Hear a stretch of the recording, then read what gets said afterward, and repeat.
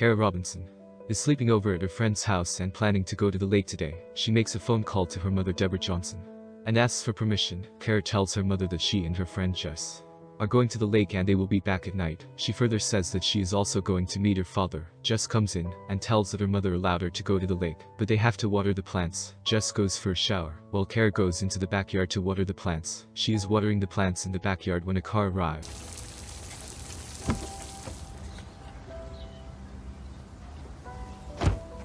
Hi there.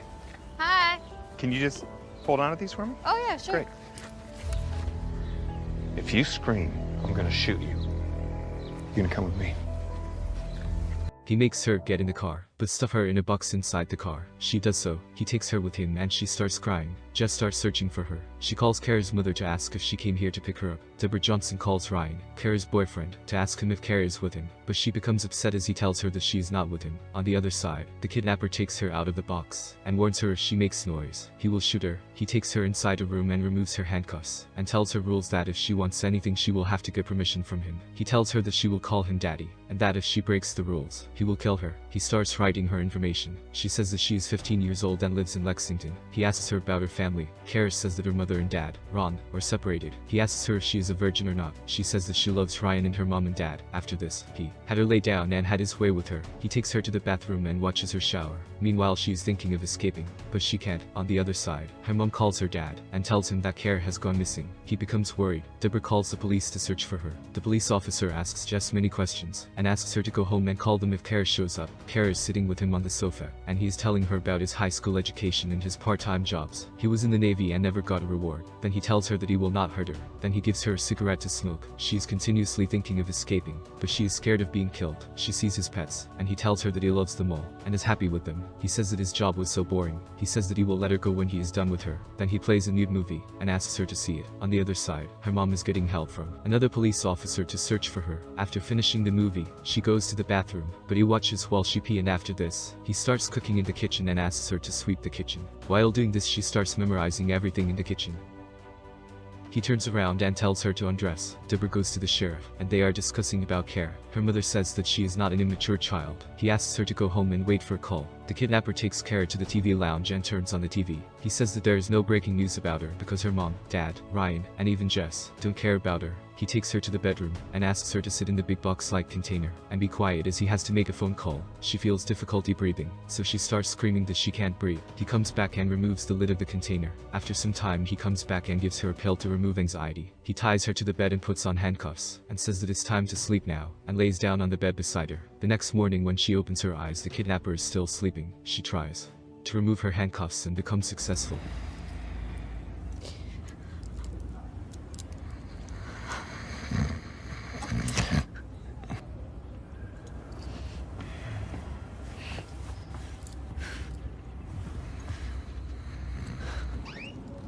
She moves out of the room and runs out of the house. She comes out on a road and screams to stop a car. Two men are sitting in the car. She requests them to let her sit in the car and tells them that she was kidnapped. They let her in. She reaches the police station and tells the policeman that she was kidnapped and she escaped. The policeman calls the lieutenant. He approaches her and says that he is Lieutenant Roland. She tells him everything that happened and what the kidnapper looks like. She says that he raped her multiple times a day. The lieutenant takes her to his office and asks an officer to collect her information. A lady police officer takes the address of the kidnapper from the two men who picked her up. After this, Lieutenant Roland calls her mother and tells her that her daughter is here. Deborah starts crying and talks to Kara and tells her that she is coming to pick her up. After this, the officer takes Kara to the area where she was kidnapped. They ask her to try to remember that apartment. An old man is standing there. She asks him about a man with a lot of pets and fish. The officer takes her back to the police station. Deborah reaches the police station and meets Kara. On the other side, police reach the apartment and get in. The kidnapper is not in the apartment, but the room is the same as it was. The handcuffs are still on the bed. The officer goes towards Kara and shows her a lot of pictures of some suspected criminals. She recognizes one picture of the kidnapper. The police inspector says that his name is Richard. They ask about details. She says that she had noticed a lot of things about him in his house. She tells her about his doctors on the card she saw on the fridge in the kitchen. She tells them their phone number and also about his job and his retirement from the Navy. The police say that two nurses will come to check her clothes for biological tests. The police go to the apartment of Richard to collect evidence. They find a box there in which clothes are present, and some ladies' shorts are also kept. There are a lot of pieces of newspapers on the missing girls. His diary also indicates a lot of information about many other girls, including Kara. It is also written that he was kidnapping girls and raping them. Kara gets her medical examination at the hospital. Police distribute the posters of Richard as the most wanted in the whole city. Kara's family and friends are also searching for him, but so far no luck. The investigator tells the sheriff and that he is a serial killer who kidnapped a lot of girls of age 15 and 16 and killed them all. Kara's mother takes her out of the police station where she meets her father and starts crying. Jess and Ryan are also here. Kara says that she wants to go home. Deborah takes her home. On their way, Deborah tries to ask her about the details, but Kara says that she doesn't want to talk about this. At her home, a lot of officers are present. They are here to protect Kara from any kind of danger. She says that her life will become normal soon, and she will be able to move independently. Kara goes to sleep. The next morning she gets up and the police are still there. Kara goes into the kitchen and tells her mother that she wants to meet Ryan, but her mother tells her that the horrible man is not yet caught, so she can't go anywhere. Meanwhile, Jess comes in, and Kara takes her to her room, and Jess asks what happened to her. On the other side, Richard's wife comes to the police as they have called for her. The police officer asks her about her husband, but she says that she doesn't know where he is right now. She says that her husband loves her so much, and she also loves him. After she leaves, her husband's sister Stephanie arrives there. The policeman talks to her to get information about him. His mother is also at the police station. Jess leaves, and Kara asks her to pick her up after the game as usual, and then she hugs Jess. Kara asks the officer to let her out, but the officer says that she should not go out. Her attacker is still not caught, so it is not safe for her to go out for some time. He tells that he was a serial killer who killed a lot of girls before, and it was her good luck that brought her back and saved her from being dead. But Kara says luck has nothing to do with it. Police search for him in the hotel in which he is suspected to live, but they can't find him there. They are still collecting the evidence from her case and the other 3 cases. The policeman, Jim Price, comes to meet Kara. She says that he is here to tell her that she should not go out alone, but he says that he just wants to talk to her. He sits beside her. He tells her that the killer has killed 3 girls already, and she should not give him another chance. He says that she is so brave and she did incredibly. She is a survivor and she helped a lot, and it is because of her that police know about the kidnapper's details. He thanks her and leaves. Police come to know that the kidnapper is going to meet his sister in a restaurant. The police are ready to catch him through a trap. On the other side, Kara wants to go out, but her mother is stopping her, so she goes out with Jess. On the other side, the police are all set up to catch him. Kara goes to the game for Ryan's match.